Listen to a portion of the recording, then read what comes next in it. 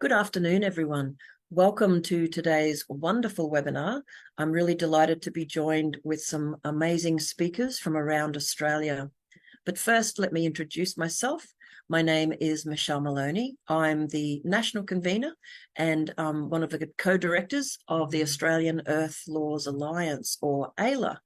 And in a moment, we're going to have our wonderful webinar called, I called it Integral Ecology, Faith and Environment, but it's really a focus on our interconnectedness and different perspectives that different people and their faith can bring and share about our connection to the living world.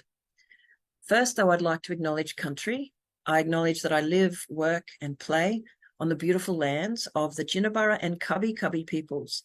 I'm in a very special part of southeast Queensland, which is now known as Narangba, and it's a lovely place. The views from the hill up the back of us look out across the really beautiful Glasshouse Mountains. So I'd like to acknowledge that land was never ceded, that the entire continent has always been a beautiful patchwork quilt of different First Nations peoples caring for place and caring for each other. The work that AELA does is committed to acknowledging that land was never ceded, that it always has been and always will be Aboriginal land, but also more than that, we like to locate ourselves in this place of being good earthlings. We like to acknowledge that AELA and our sister organisations, Future Dreaming and the New Economy Network, are really committed to exploring the ideas around decolonising our thinking and feelings and really understanding what it means to be what Mary Graham, one of the elders I work with, what she would say is a good citizen or a good custodian of country. What does it mean to be deeply connected to place? So these are the themes that we're interested in inside AELA. And so when we acknowledge country, we also acknowledge the decolonial task ahead of us. I'm a descendant of some of the Irish convicts who were brought here as part of the British Empire. My grandmother would be ashamed that I would even mention that in a public place, but I am quite proud of the fact that my poor Irish ancestors were carted over here unwillingly, but turned into having a beautiful life on this continent. So perhaps just a moment for all of us to reflect on our past, our connections to place, and our present. And the topic that I am particularly excited by, what does our future hold? How do we work together through our love of place and our love of each other to build a much better governance system? So that's enough introduction from me. I would invite you all, if you wish, to pop into the chat where you are today, where you're joining us from, whose country you're on, how you're feeling, your favourite colour, anything really. It's nice to hear from you. But without further ado, I'm now going to just briefly mention who's going to be speaking with us today, and then I'll hand over to our speakers. So first, we've got, our wonderful coordinator of today's webinar is LANYON, and she's the volunteer coordinator of the Faith Ecology Network, and has done some amazing work. And she and I have been in connection with each other and collaborated wherever possible for many years. And today our speakers will be Sue Martin, who is passionate about loving the earth and seeking justice for earth. She's working with the Faith Ecology Network, and her talk is about responding to Laudato Si and many other good things. Our next speaker will be David Lowe, who's a member of the Australian Native Bee Association, who I think anyone who is a member of the Australian Bee Association has my heart, and is also from the North Shore Temple Emmanuel, a progressive Jewish synagogue. So I can't wait to hear what David has to share today. And Jessica Yuille is currently managing the Brahma Kumaris Blue Mountains Retreat Centre at Laura, and she leads retreats and meditation classes. She's long been involved in interfaith activities and in the Blue Mountains and bush generation. And Leisha Barrett is a social ecologist and the mission formation and ecological animator at the Catholic Mission. I think that's a fantastic title, ecological animator. So I am really looking forward to our talks today. We'll have a nice relaxing yarn. So I'd like to invite Sue to speak with us first. Thank you so much, Sue. And thank you, Michelle. So I'll just share screen and hope that. And hope. And hope, yes. So here we go. There we go. Is that up? Fantastic. So I share with you Sue Martin. I do actually work for the Jesuits. So sharing that with you all. I'm here on Darug land in Western Sydney, and my waters flow to the mighty Darubbin.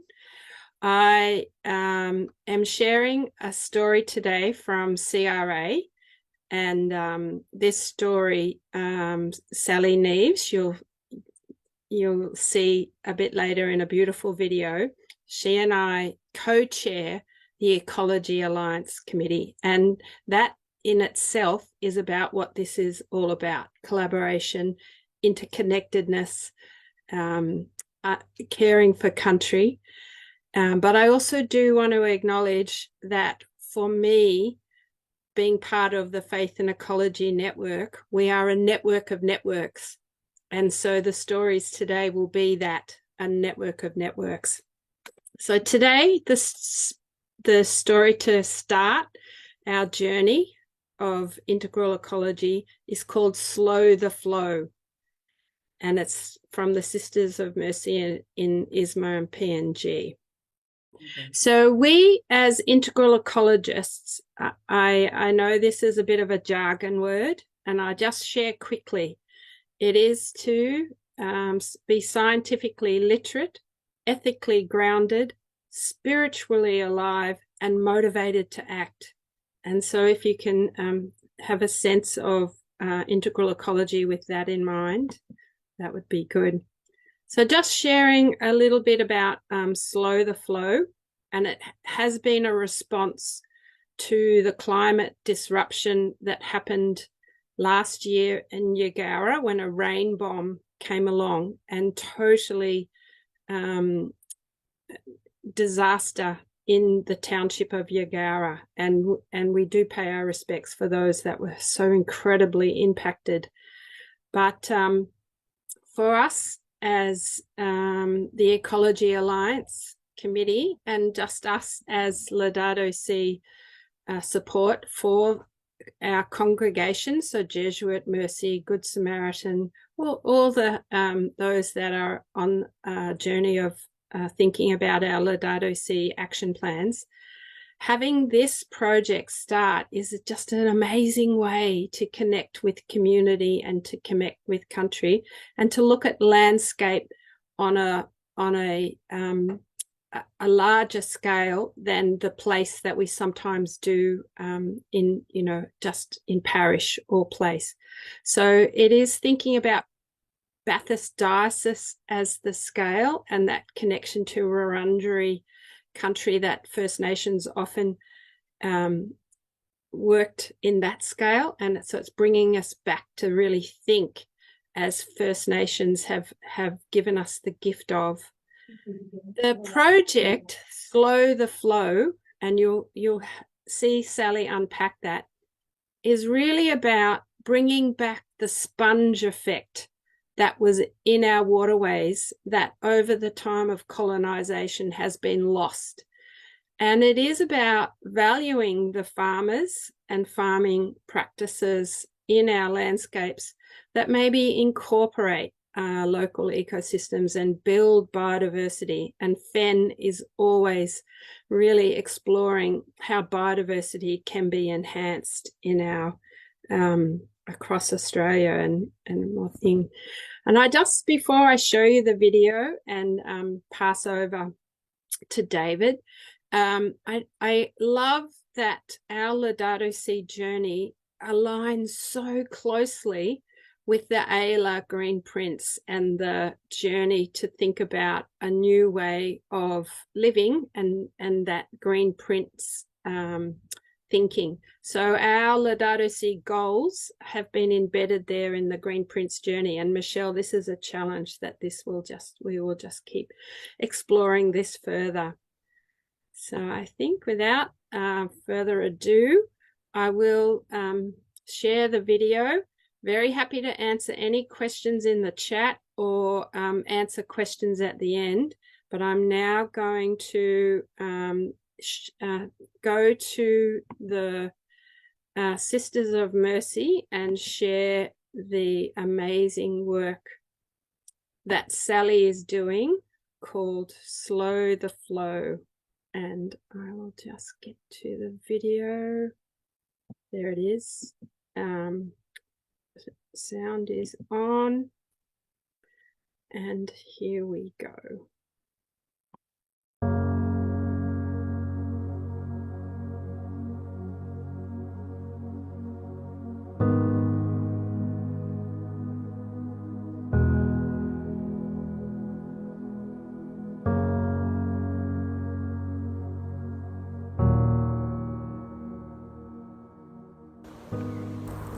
For the past few years in integral ecology, we've had a strategic plan where each year we are asked to focus on one practical on-the-ground restoration project.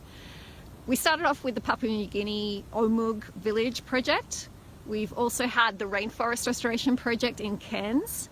And now here in Central West New South Wales, we have an opportunity to engage with the community of Yuille as it recovers from what they called a 1 in 5,000 year flood. This event happened in November 2022, and since then the community is starting to restore both the community of the humans but also the landscape. So we have an opportunity to be part of healing the community and healing the landscape at the same time. This gives you a sense of where Yuille is actually located. If you go over the Blue Mountains from Sydney and then to Orange and west of Orange, and here I've highlighted the town of Yuille and the Mandadjeri Creek.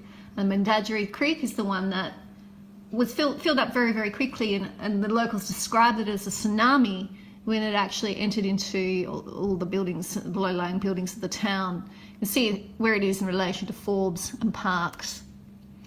Today, this town is looking like a real building site. You see all the temporary accommodation going up in the town. There's also a huge amount of caravans for people. This is the Catholic school, and you can see where the water got up to, and it's now all portables now. The office of the school was entirely gutted and is also a work site. So the idea is to relocate those people from that floodplain at a 100-year scale of disaster adaptation for Yuille residents. And at the same time, look above that in the catchment, look above where the water was coming from, and see what we can do about restoring the natural function of the creek to buffer such disasters by slowing, sinking and spreading the water. And we hope this will be a best practice example to a whole lot of other places in Australia that will be impacted by disaster in the future. This is Tree as well. She showed me around her farm, and she's already doing these sorts of practices to sink, spread and slow the water through vegetation. And you can see very clearly what it's like when people do not vegetate and when the soil is left to wash away and the water moves very, very quickly and destructively.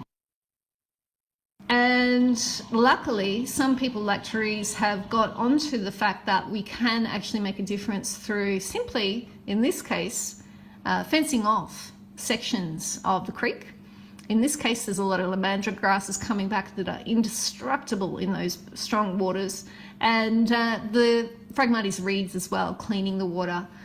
These are very, very strong ways to slow, sink and spread water further up into the catchment. And there are examples available. So part of our plan is to hopefully engage locals in an education program to take them out to Mulloon Creek near Braidwood and to show them how these natural systems can be restored and have been done in the catchment of Mulloon Creek. So Australian landscape used to be full of these swampy meadows and chains of ponds. But what happened was, in time, these were separated out. These became degraded. The water underneath in drier times, it used to be able to continue underneath and was protected. And in wet times, that enabled the water to spread sideways. However, what we've been seeing is not exactly this picture. We've been seeing that in this case, in this picture, you can see that there's fewer trees, fewer vegetation, you can see more stock, and you can see that the carving out of the landscape is starting to occur. And we get these huge trenches where water just moves so quickly and damagingly and takes a lot of the trees with it, takes a lot of vegetation with it. The last remaining paddock trees that you can see in this picture have actually been washed away in Yuille and the surrounding areas. So these are all the stakeholders that are involved in the project. We are also involved. We hope that other CRA members will be involved. and many of our partners in our fellowship program. The Mullion Institute are the scientists who will be doing the education work, and the Australian Landscape Science Institute as well. So the first step will be to engage with a series of landholders through land care and through the church and other community groups, and to enable the education of those landholders to see what's possible for landscape repair. The next part will be another educational event, and also there will be work done on the ground supported by our Mercy Friends and lots of other communities around that area in the diocese and the neighbouring diocese. I look forward to sharing this progress with you, and please feel free to reach out to me if you have any questions or would like to get involved. Thank you.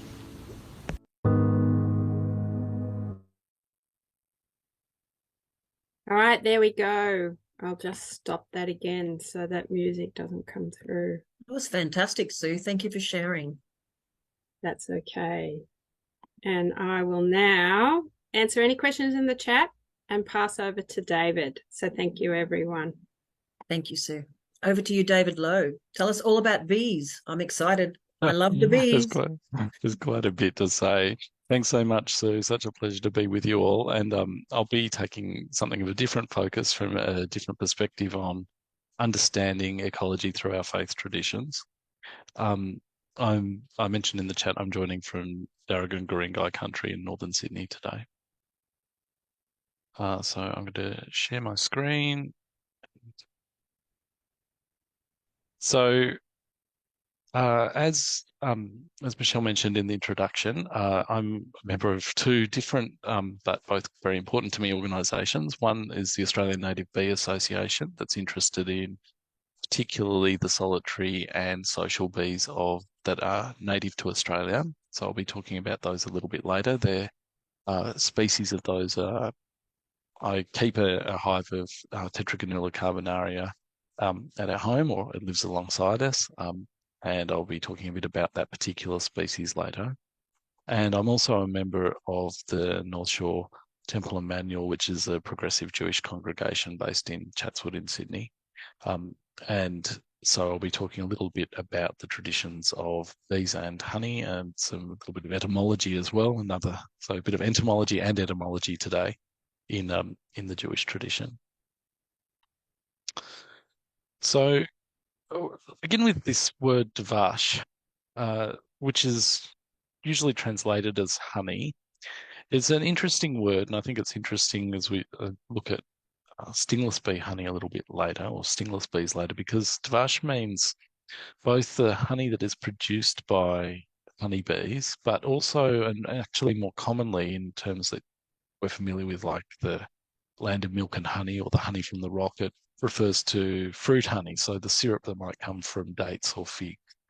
So I thought that was something that was worth starting with, just sort of questioning some of our assumptions, so that when we hear that expression honey, it doesn't necessarily mean honey from honeybees when we read it in the Tanakh and the Jewish Bible or in the Christian scriptures. In the Jewish calendar, we are in our busiest season of festivals. We've just come out of Rosh Hashanah, the beginning of the year, which celebrates the anniversary of creation, through Yom Kippur, the Day of Atonement, and we're about to enter Sukkot, which is sometimes translated as tabernacles, where we build, or booths, where we build little shelters and have an opportunity to connect to the world around us. Honey.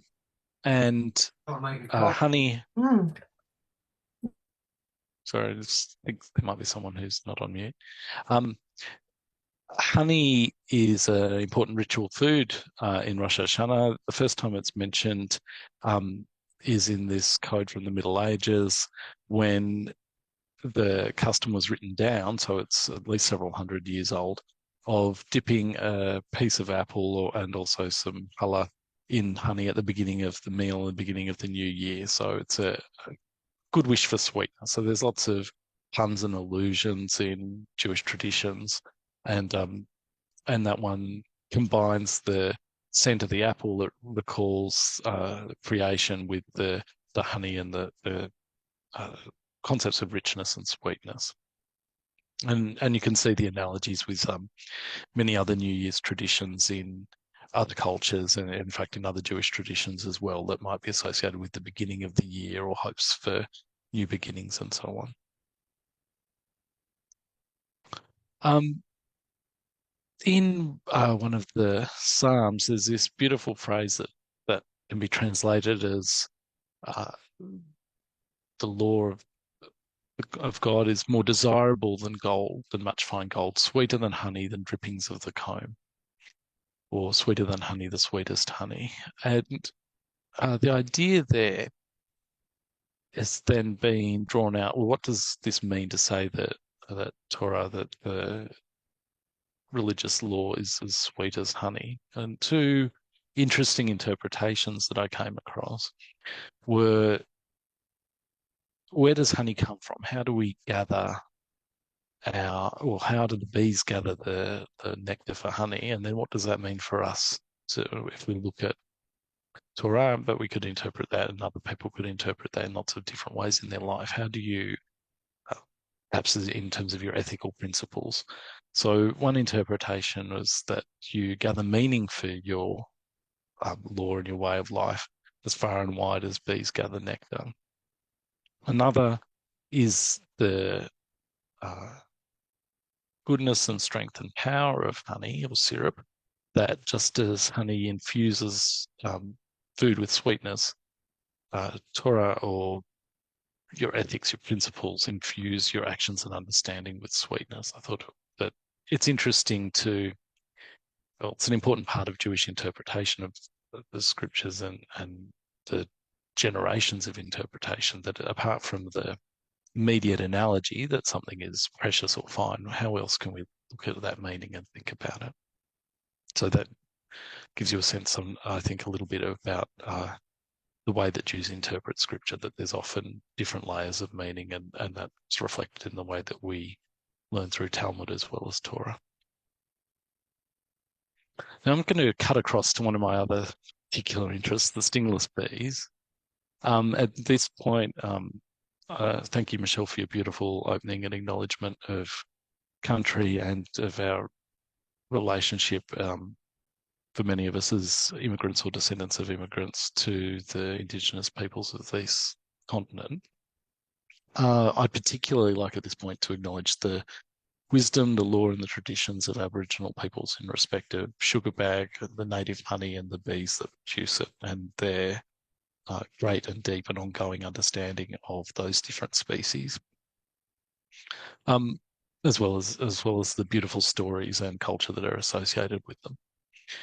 Worldwide, stingless bees are a cousin group to honeybees and bumblebees. There are approximately 550 species of stingless bees through the world in the tropical regions, contrasting with the only 6 species of honeybees that are found often in the more temperate regions. And then within Australia, there are approximately 11 species, and the one that's most frequently domesticated is shown in that picture. Its scientific name is Tetragonula carbonaria, and that particular species constructs a very distinctive and beautiful spiral brood comb. You can also see to the side the pollen pots and honey pots, which are much larger, that the bees construct, and the nature of the way they make that hive also enables it to be domesticated, as well as the fact they're quite a placid species. One of the reasons why that's the most commonly domesticated is because their natural range extends from southeast Queensland down to just south of Sydney, so it also coincides with a large part of the Australian population. And they also are not so cranky, and they make a nice sized hive that's easy to keep. I got that picture from, sorry, I haven't included the attribution there, sugarbag.net, which is the informative business and website with lots of other links, that's run by Tim Hurd, who in many ways is one of the gurus of stingless beekeeping in Australia. So sugarbag.net is the beginning of your own journey into stingless beekeeping and understanding these beautiful creatures if you'd like to learn more. And keeping in mind little bit then about the stingless bees. The last part that I'd like to talk about is an obscure allusion in the beginning of the 5th Psalm, where there's this word nihilot, which has a couple of etymologies attributed to it. Often it says to the nihilot, so these are thought to be, there are different words used for the different groups of musicians from the ancient temple. And this one's usually understood to mean the pipes or the wind instruments. And one common etymology is that it means the hollowed out instrument, so sort of like the word pipe. Another, I thought, rather lovely analogy was comparing that word nihilot to another word nihil, meaning the swarm, so that the sound of the wind instruments was analogous to the sound of a swarm of bees. And when I came across that, I reflected on my own experience living with a hive of stingless bees and how I find it a beautiful opportunity for observation and contemplation, watching the bees come and go, watching them arrive at their doorway with little knee baskets with resin or pollen on them of different colours from time to time, watching how they navigate around and past one another and in and out. And also this idea that the nihilot is the buzzing swarm, that even when it's a cold day and they're tucked inside and I might be a little worried about them, the common practice is to just rest your ear near the entrance to the hive and then hear the beautiful music of the hive, the quiet buzzing and the safe knowledge that the bees are actually safe and sound inside. So I'll be joining Sue and Anne and the others later talking a little bit more about Fen, but I'd just like to thank you all now for your time there. If you've got questions in the comments or later in the session, I'll be happy to answer them. Thank you, David. Absolutely beautiful. And now we'll turn to Jessica. Are you ready to share?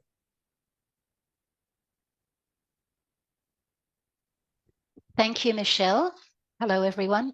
I'm in the Blue Mountains on Durug and Gundungurra land. I live at the Brahma Kumaris Retreat Centre, which is a very beautiful piece of 136 acres, largely bush, rich biodiversity, hanging swamps, wallabies. We've even got kangaroos now that have come up from the plains.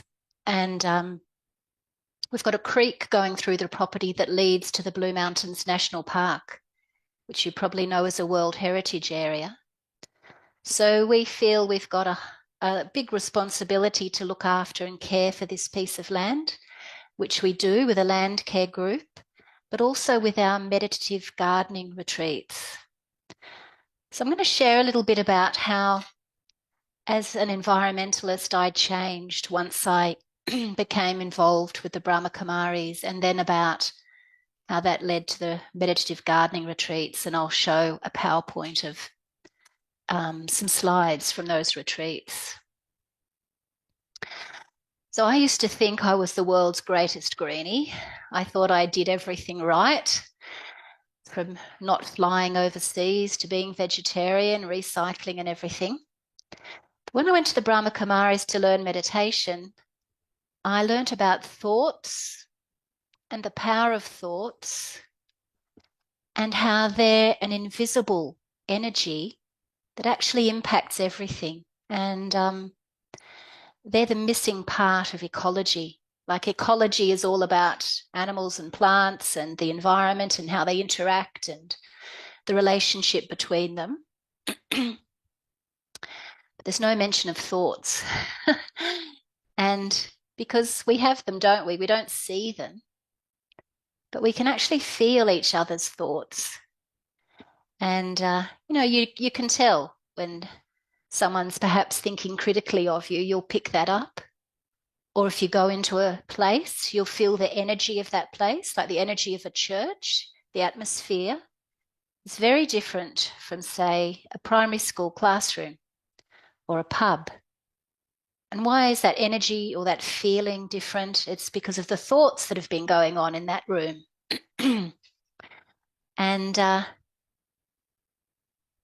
energy in us, and they dissipate out, move out from us into the atmosphere, into the room and out, and they affect nature. Perhaps some of you talk to your plants, or at least have heard about people who talk to their plants so that they grow and thrive better. We could actually just sit there thinking beautiful, loving thoughts to our plants, and that would work just as well, because plants don't have ears, but they do respond to the vibration, the energy of our thoughts and words. And when they're positive and loving and kind, benevolent, they respond well and grow. I mean, you've got to also water them and feed them. But if all that's taken care of, then the thoughts will be the added bonus. In fact, in India, the Brahma Kumaris, there's a lot of farmers in India who practice our meditation. And Delhi University in Delhi, has researched the difference between fields of vegetables growing where the farmers meditate in the fields and fields that don't have the meditation. They're doing organic growing in both. And they had a third plot that was chemical farming. And what they found is where it was organic plus meditation, there was greater richness in the soil, like the life in the soil was greater. The plants grew more and the produce was bigger.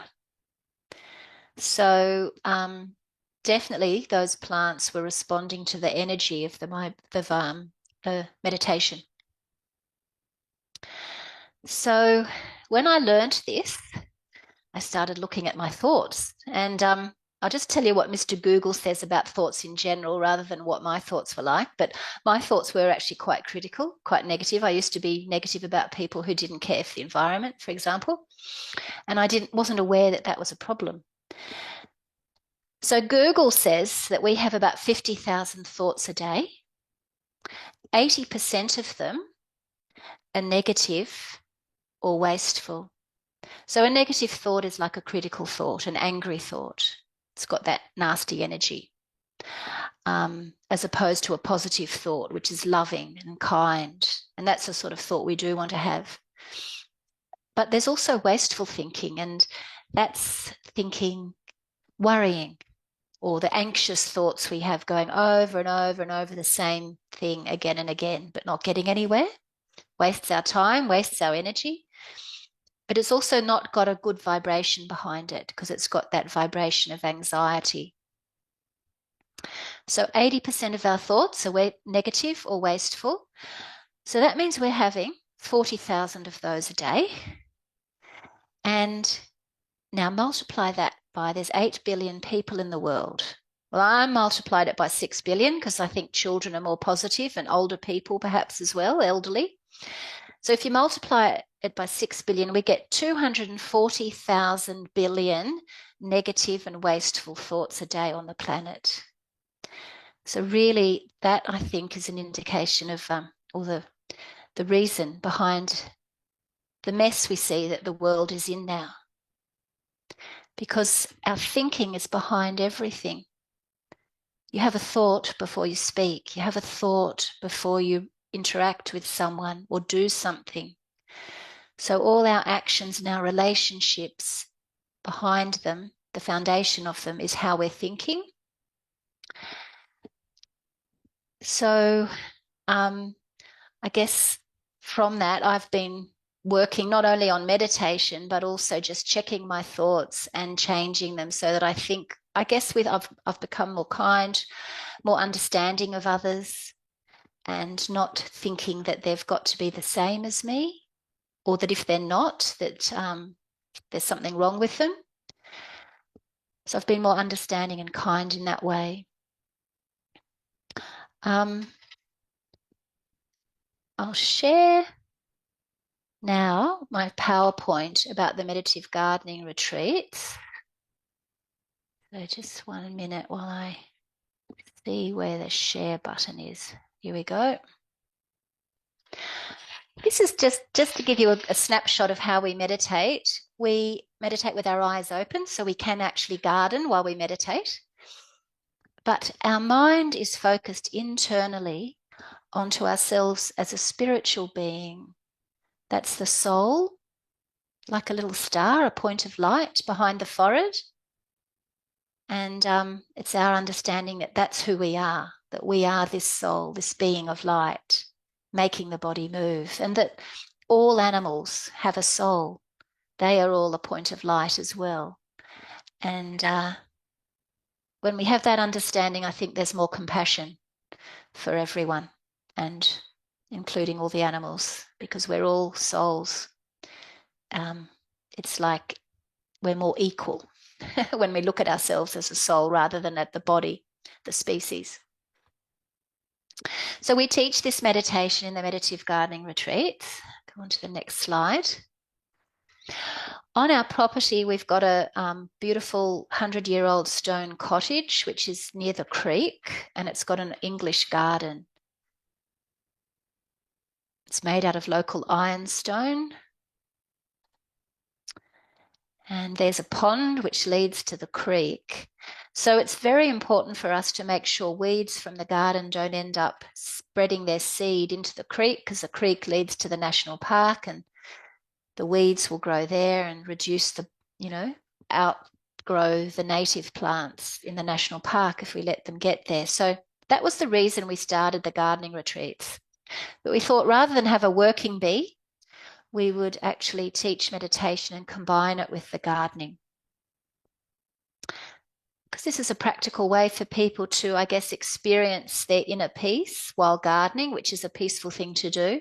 But if you learn it in a peaceful environment, then you can take it with you back to the city where a lot of people live and continue practicing that peaceful meditation while they're perhaps in a less peaceful environment, which is helpful.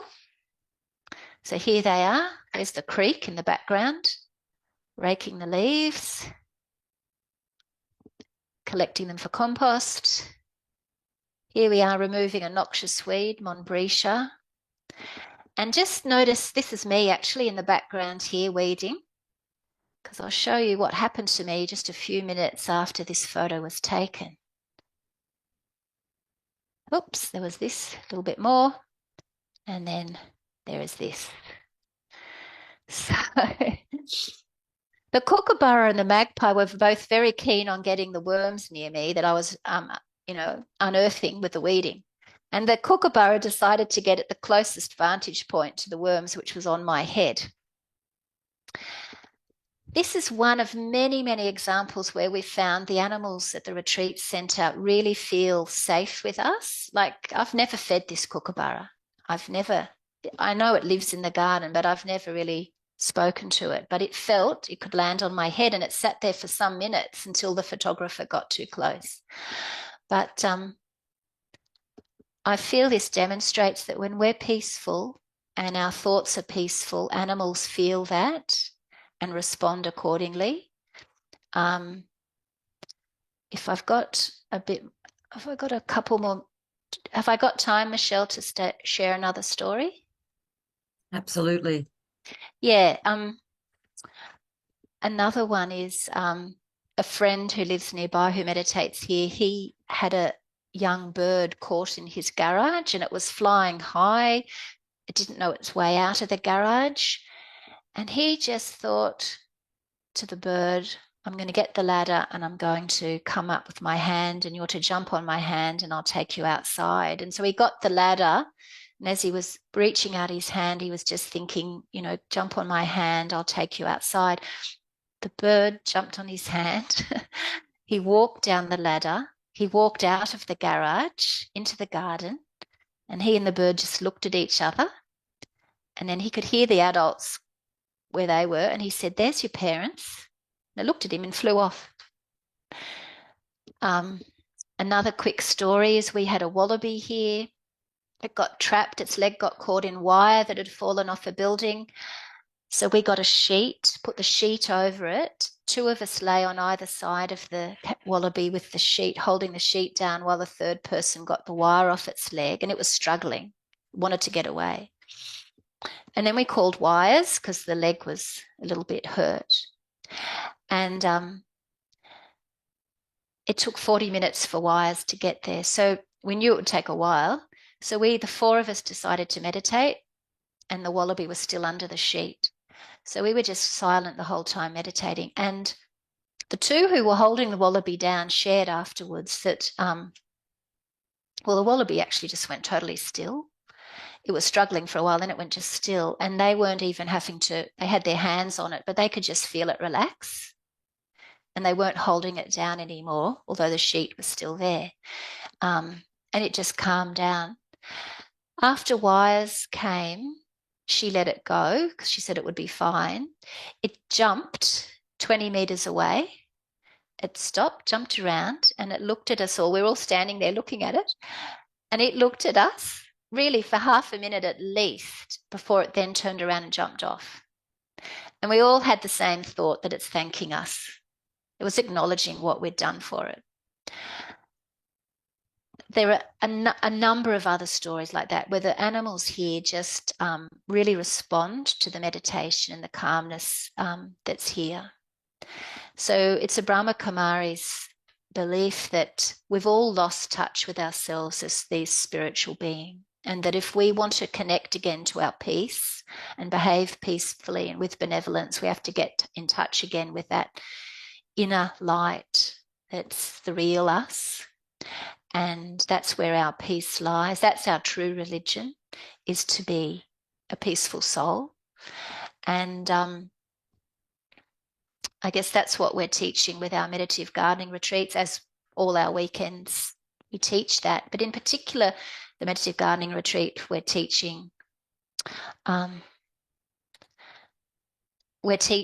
connection between us and nature, that connection of our thoughts, and that's something just as important to be looking at and examining, as well as, you know, what we're consuming physically on the planet.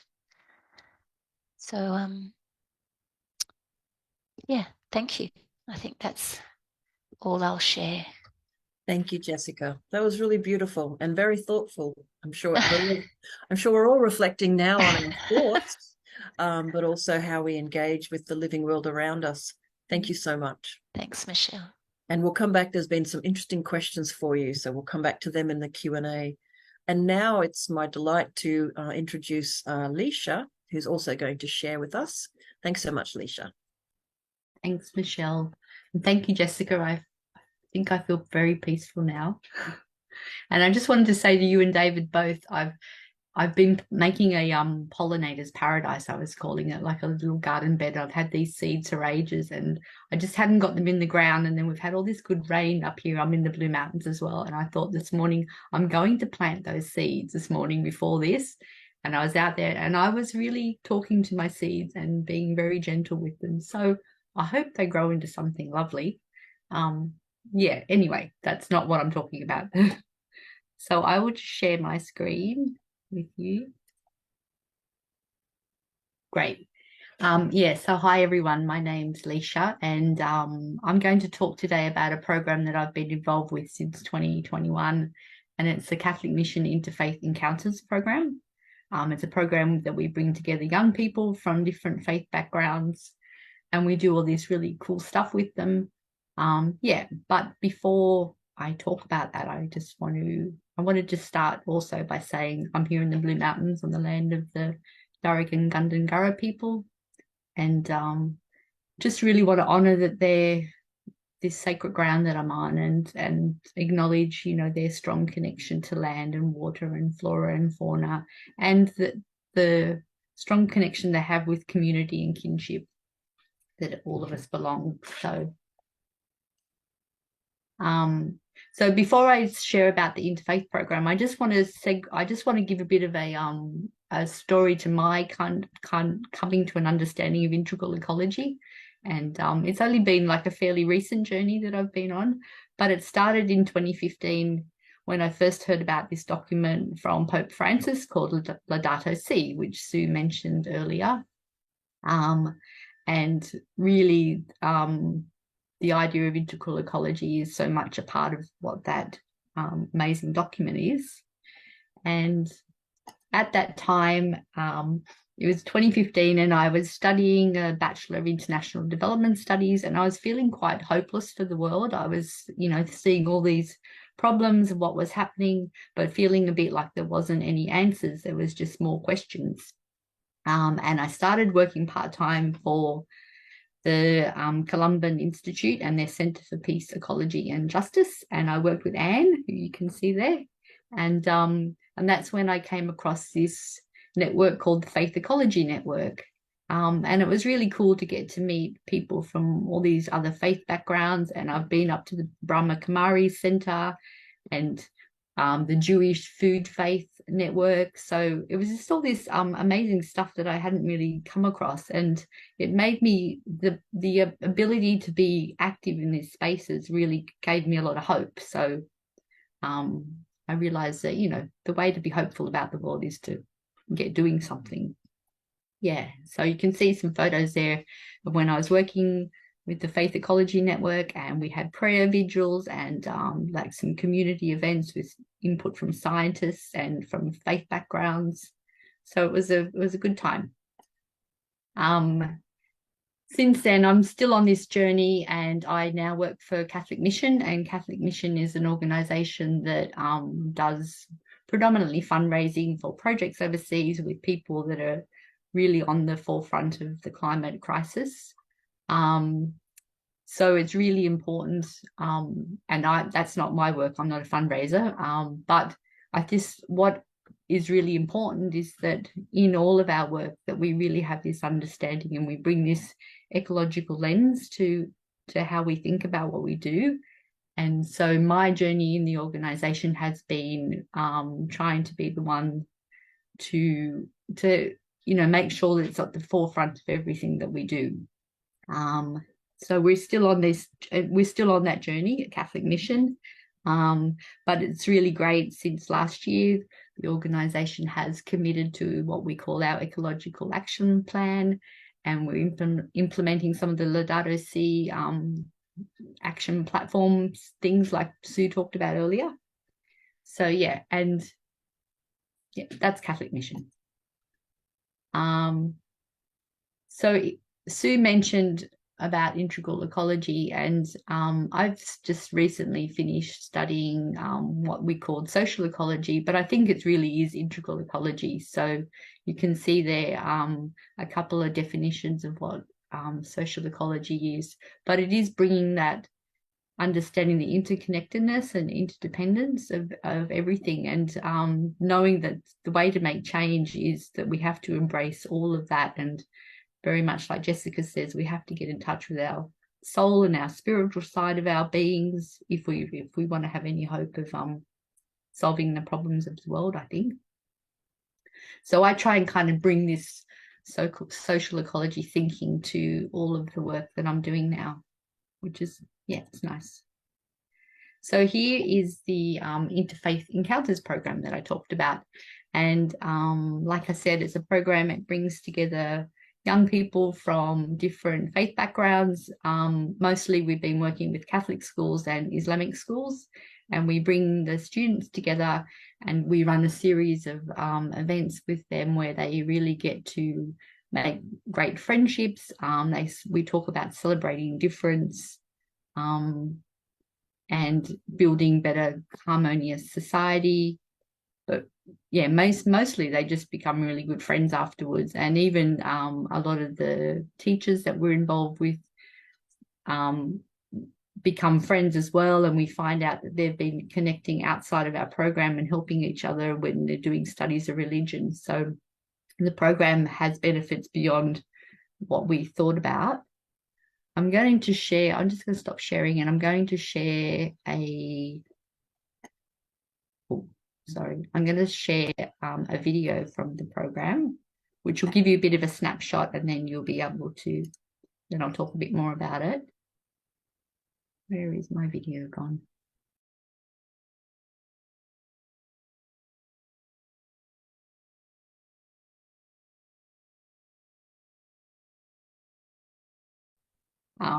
Okay.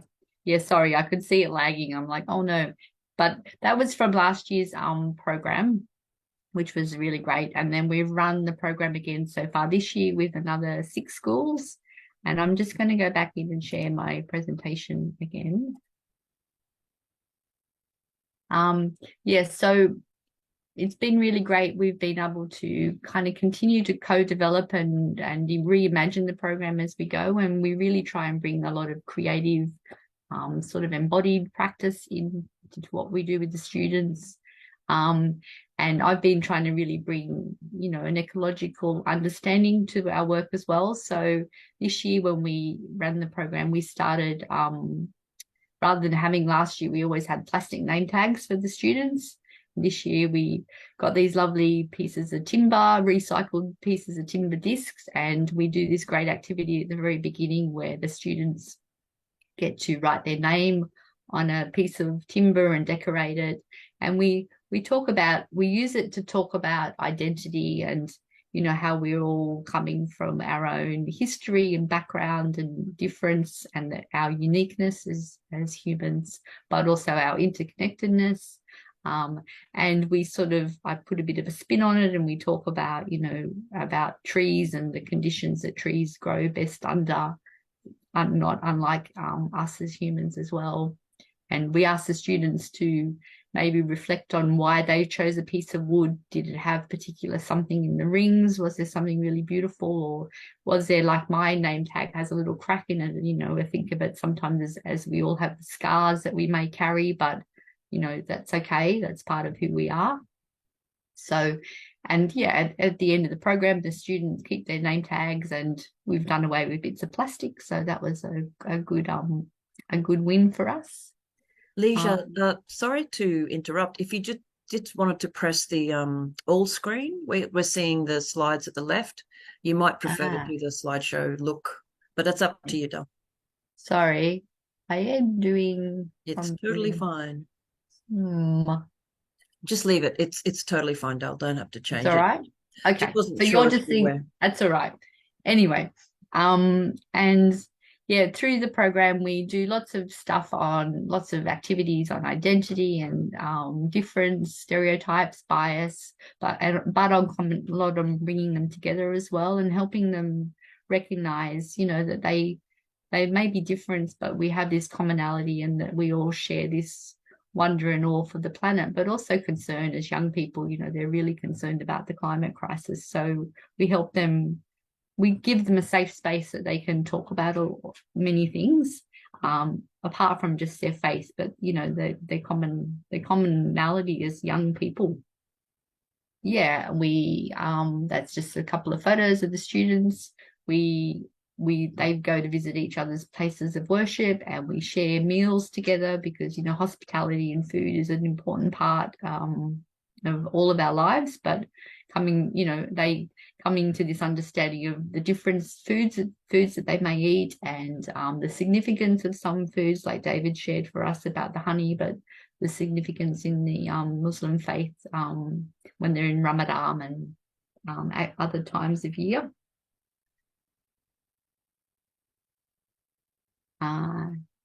Yeah, and at the end of the program this year, I mean, in second term, when we finish with the 6 schools, we have one event where all the schools come together, and we really let the students lead that event, and it's a big time of celebration for them.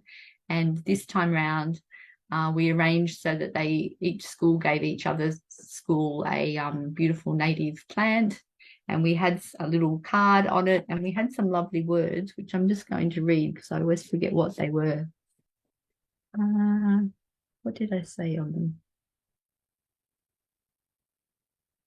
Sorry, lost my words. Oh yeah, sorry. Plant me somewhere so my roots can spread.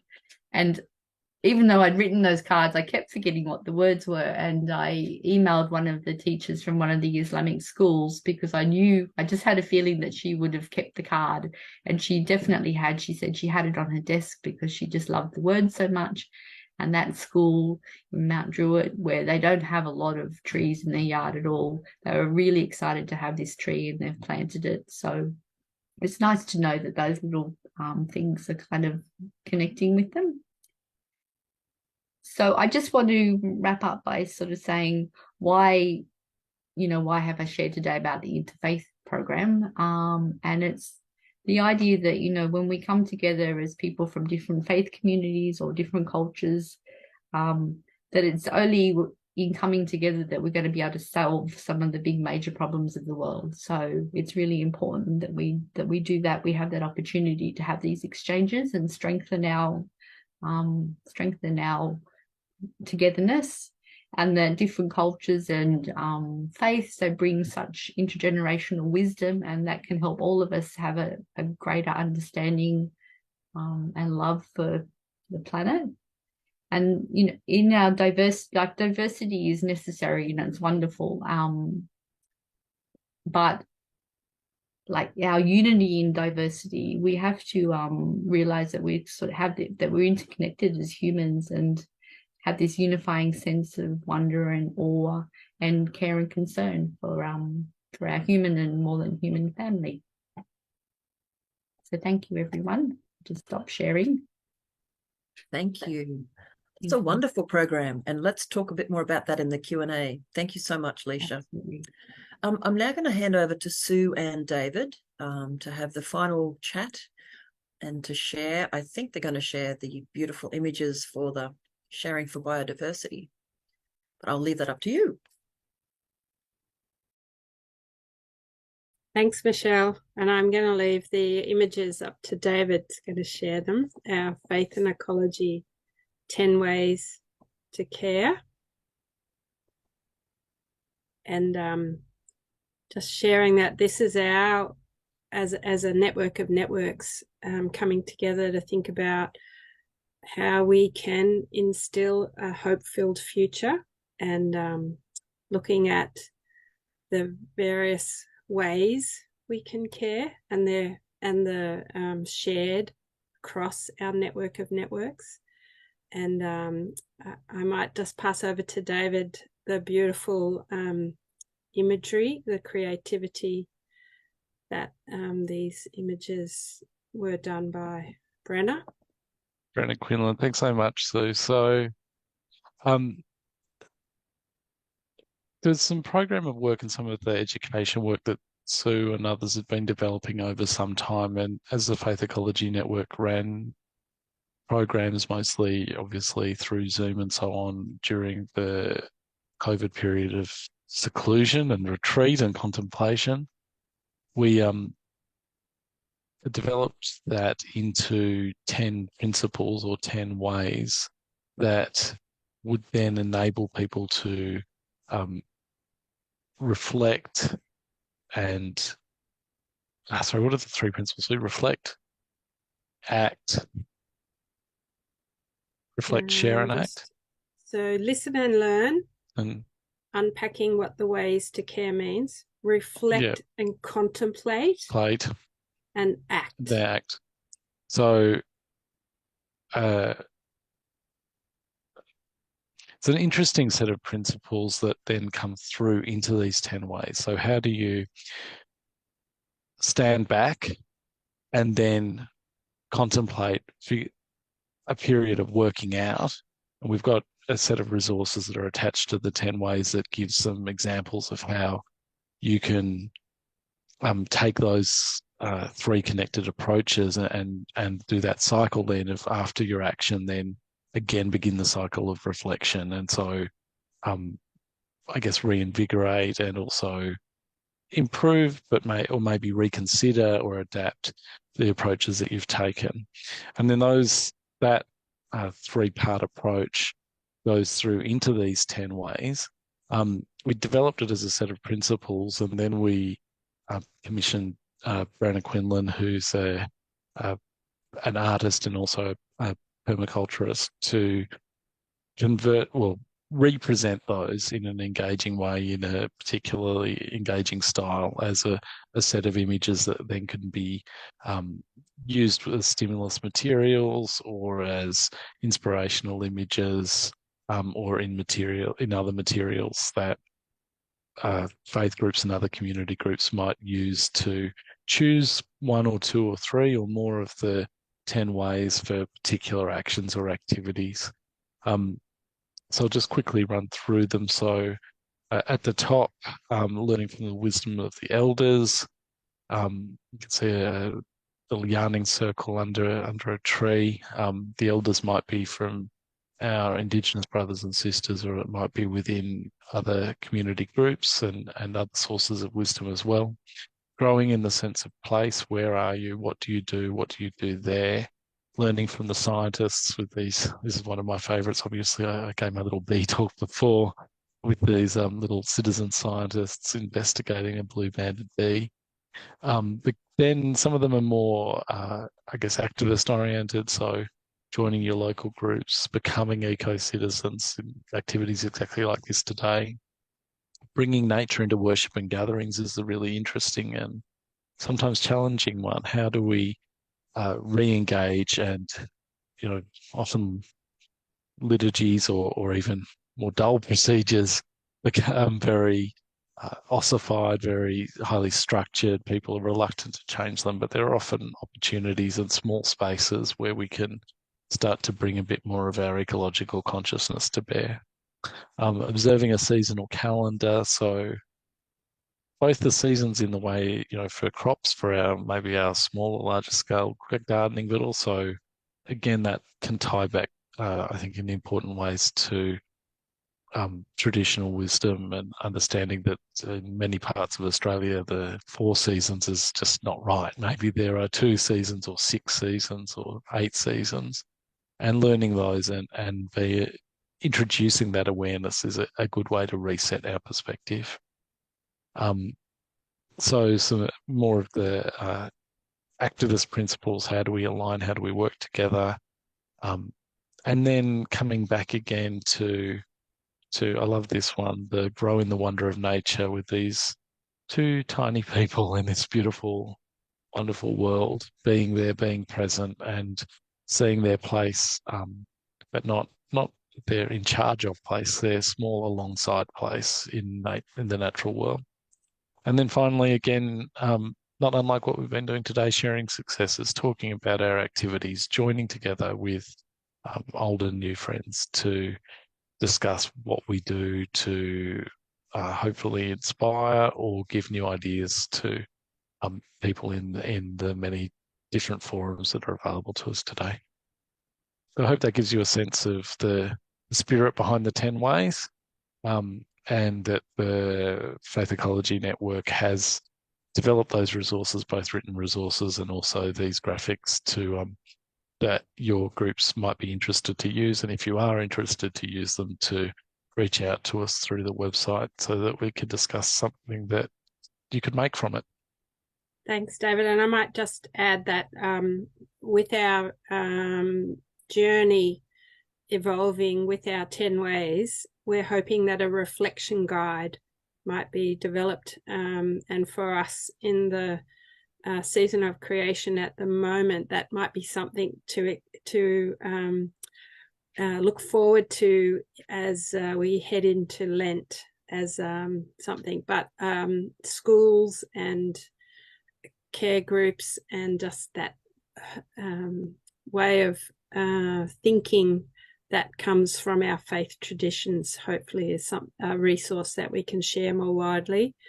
And it does so link with green prints again, Michelle. There are so many interconnectedness with what AELA is doing with green prints and our FEN 10 ways to care. So I just yes, I couldn't agree more. With that. And I'm looking at those beautiful drawings. I love Brenna Quinlan's work. We're going to be revising the AELA website over the summer, and we're hoping to be able to feature a lot of the groups we work with much more prominently.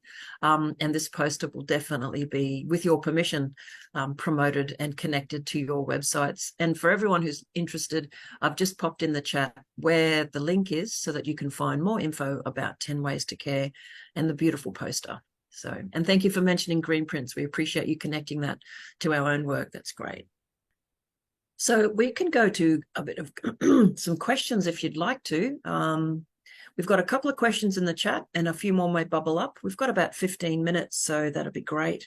I'm just going to move through a couple of questions that were for particular speakers. So I think, Sue, when you were talking about slow the flow, a question came through saying, what is Bishop Michael McKenna's role in the Slow the Flow project? I know him as he is on the board of the New South Wales Ecumenical Council, and I didn't know about this Laudato Si project. That question's from, I hope I'm saying your name wrong, Vice. So I'll share just a little bit quickly, because I know that is probably a personal question, and I did reply to Weiss. And yes, you would hope that Bishop Michael knows, but this has actually, the Eugowra conversation and journey has started a Laudato Si team in the diocese, and Father Paul Duckett, I might have got that wrong, is really leading that, and that conversation with what church and diocese can do is exciting. For us in very heartwarming. And a really beautiful project has also blossomed in Blaney, where an old parish building has been taken over for Sally to really immerse herself in country and in the diocese. So Bishop Michael might not know everything, but hopefully he is aware that this is an evolving thing. So I hope that answers the question. Thank you. Nice to see those connections popping up online as well.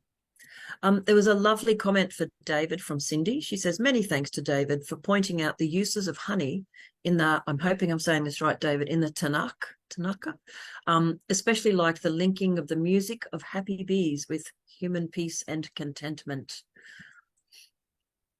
And we've got a huge question from Michelle. So brace yourselves. This is a big one, I think. Maybe it's a small one for you. Jessica, what is a soul? I figured that's a short answer or a 1 week answer, whatever you choose. It's a short answer, but it takes more than a week to remember you are a soul.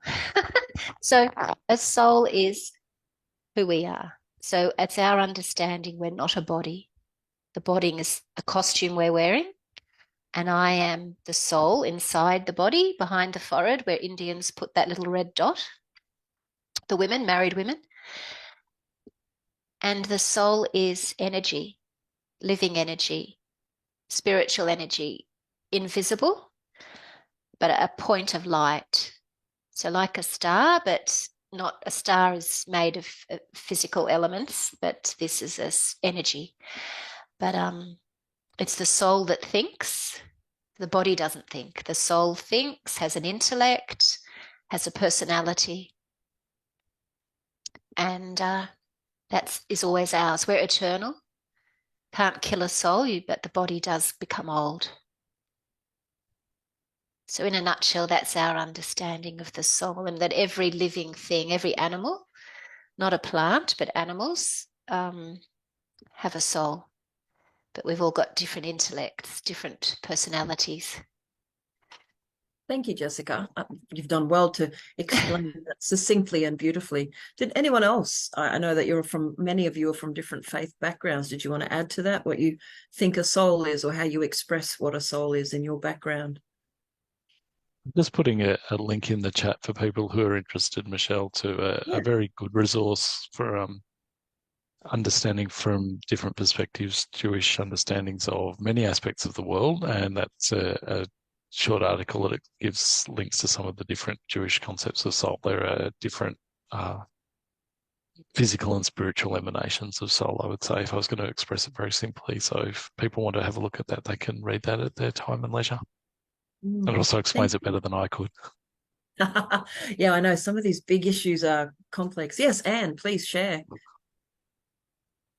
I was just going to say, I think the joy of being part of a Faith Ecology Network is that it brings together all of these different beliefs and faith traditions around our common interest in what it means to be human in relation to all of other life. And so I think there's potential in so many other places for interfaith dialogue at a more theological level. in the context of the voice referendum at the moment, recently I was in Yuille country up on the Clarence River with my dear friend Lenore Parker, who's a Yuille matriarch and also an Anglican priest. And she was talking about the issues around the yes voice, but she said something very deep for me. Don't forget that this is all about the spirit. And for her, she was thinking about the great spirit that lies in this land.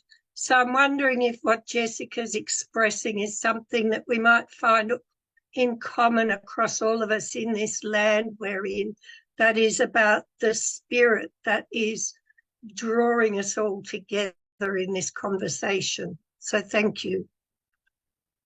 I was on mute for a change. Thank you, Anne. That's lovely. And just another comment there.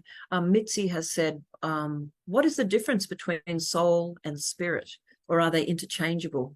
And perhaps, Anne, you might have just touched on that a little. Yeah, and Jessica's written in the chat, they're the same. Lovely, lovely, lovely.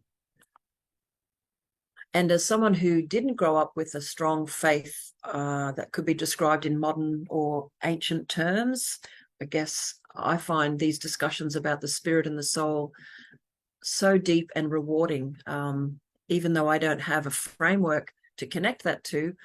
As someone who loves the living world and all of life around us, when I hear others in other faith groups talk about aspects of the spirit and the soul, I always feel this deep comfort that there's so much more than just the material world. And I often think of myself as a product of a sort of Western industrialized society that, despite its best efforts to educate me into just material life and consumption, my mind, my spirit, my soul, my body, everything still craves this discussion and this connection and these ideas and feelings about something so much more. So to people who have a strong faith, that might sound almost naive, but I think I'm almost living proof that even someone raised in a secular way, deeply ingrained initially in Western rational education, immediately after finishing university, threw myself into exploring and learning and unlearning all these other ways of existing, thinking and feeling. So it's a great comfort for someone like me to listen to others, particularly who know I feel a lot more about their own faith. It's just lovely. Now, let me just share a comment from Paul. It's a lovely comment. I've shortened it a little bit. Paul says, it seems the failure to recognize the role of consciousness in our world, the fundamental role, underlies much of the failure to address the climate and ecological catastrophe that's unfolding around us. Our actions, individually and collectively, are driven by our minds, consciously or unconsciously. And we and the world are not merely collections of material atoms or physical forces. And at the end, he says, our environmental campaigning and also our legal approaches should account for this fundamentally significant dimension of reality. And I think I've actually kind of commented myself about that the idea that there is so much more than just the material and the structural and the institutional stuff that we need to engage with. But what are your thoughts, everybody in the group? David, did you want to share?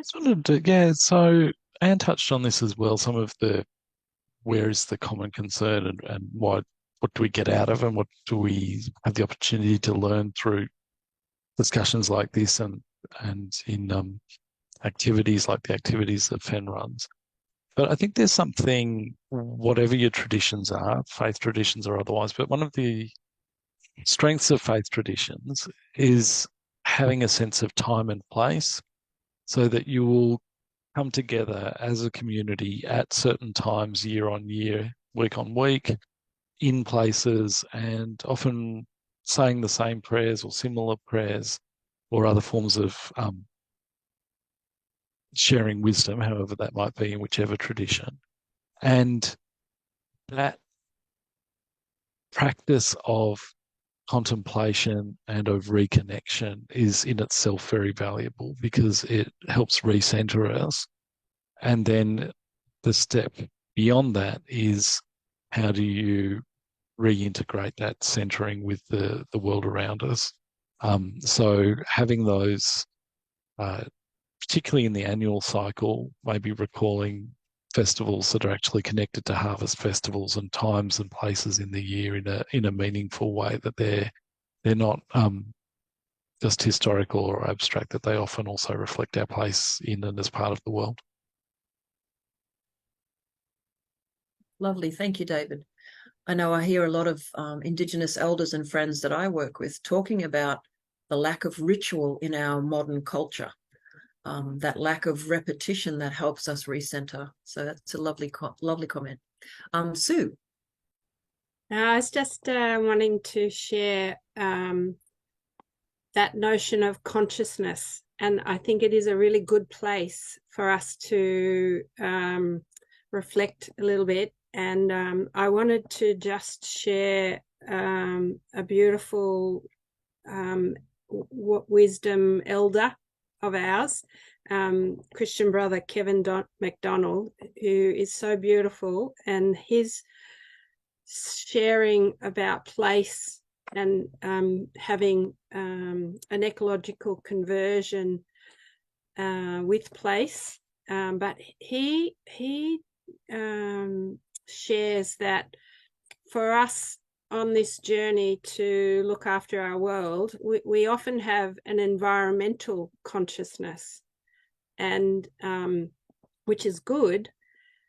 But if we can explore having an ecological consciousness, and that explores what we've been adding in here, that spirit, that soul, that heart, that connection to the spirit and country, is the consciousness or the ecological conversion that is also needed. And so I just wanted to share that there is a really good thinking to be done about raising our consciousness and celebrating environmental consciousness, but maybe aiming for ecological or that consciousness of country. So I'll just leave that with you all. Lovely. Anne, yes. I was hoping that some of the people who are watching us here might contribute as well. But I'd just like to think about something that changed my whole worldview. And I grew up in the bush, never had a chance to learn science. And I realised that growing up in my Irish Catholic faith tradition, that I hadn't asked scientific questions. And I realised that I had a particular cosmological worldview that had been handed on through text, and through faith practice, that kind of had outgrown, been limited by my lack of scientific understanding. And I think of a lot of our Western faith traditions have been limited by our limited cosmic understanding. And accepting the idea of evolution and where we've all evolved and come from, and learning that we humans are part of this much bigger evolutionary story, and realising who we are as physical beings in relation to all the rest of everything, changes our whole cosmological understanding and our cosmic worldview. And this is part of this ecological consciousness changing and conversion that needs to come through many of our Western faith traditions, and accepting of the science and what science is teaching us, and our relation as humans to all of everything.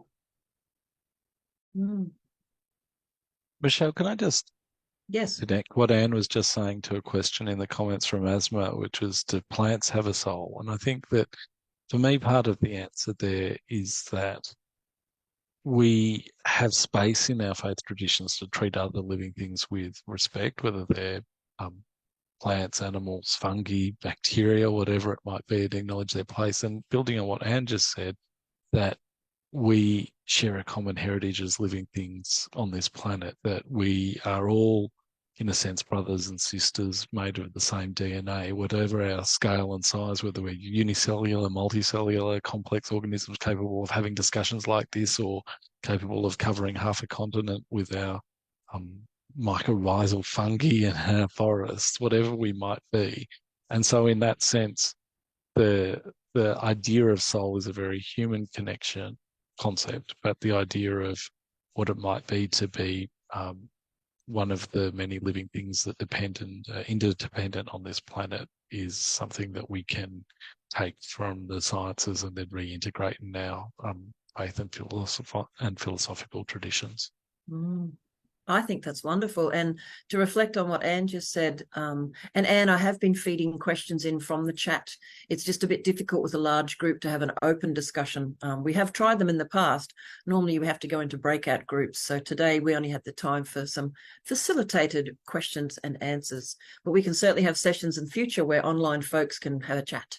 But yeah, Anne, I actually really think your comments are very thought-provoking. You're saying you grew up in a faith tradition and you feel that it would have been enriched by more science.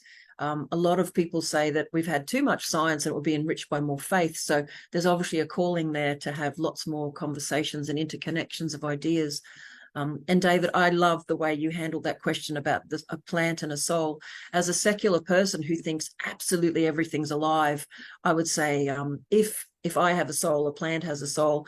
But I do know that different faith groups, depending on who you speak to, may have different perspectives. So look, we're actually out of time. I think we could probably all continue these beautiful discussions for many hours, but let's respect the time that we set aside for today and start to wrap up just a little bit.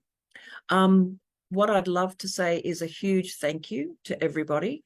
Really grateful for the work that Anne and Sue and Leisha and David and Jessica have put together to share with us today. It's been really lovely and really rich, and I'm looking forward to hosting many more conversations from the work you're all doing into our AELA space. I'd also like to thank all of you for joining us for 90 minutes. That's really lovely. Someone did actually ask a final question here about to Jessica about your meditative gardening retreat.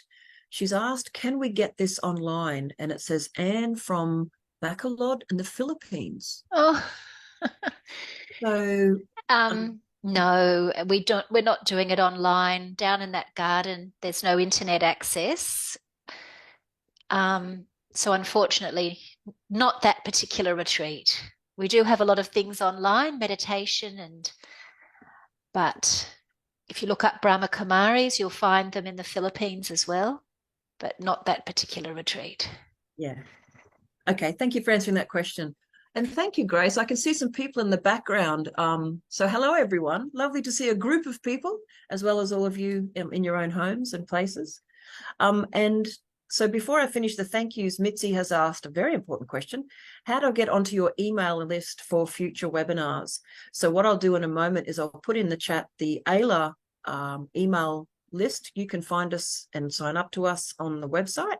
And the FEN, the Faith Ecology Network, you can sign up to their email list too, I think, on their website. So we'll make sure we provide all that information. We'll also be sending you all an email when the recording of this webinar is available, and that will enable you to reconnect with us and perhaps rewatch the video or share with your networks. Anne, did you want to add? Yes, I just wanted to say a big thank you to you, Michelle, on behalf of FEN.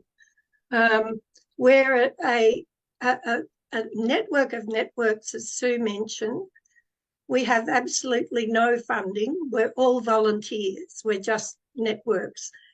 But I would like to acknowledge the Sisters of Good Samaritan, who actually are our auspicing body and enable us with human services and those sorts of things.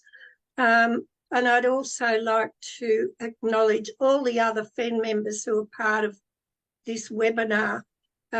It's the thing that excites me about FEN is this diversity of people that we're able to get together. And I think it's crucial.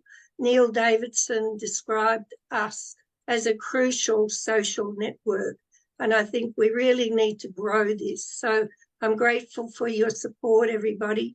And in the words of Jeff Fennick, as Jessica described it, I love yous all. Well, I can't beat that as a closing remark. I think that's fantastic. I agree with you, Anne. It's wonderful to have these conversations. We should have much, much more of them. And I look forward to collaborating with you all again in the future. But thank you so much for your time today and your beautiful comments and reflections. Have a lovely afternoon, everyone. I'm going to go and have my lunch out in my garden and contemplate the plants that I have brought into my garden. And I hope they love me as much as I love them. We'll go and see. Thank you, everybody. We'll see you again soon. Thanks, Michelle. Thanks, everyone. Thank you, Thank you. everyone. See you. Thanks, Bye. Michelle. Bye. Bye.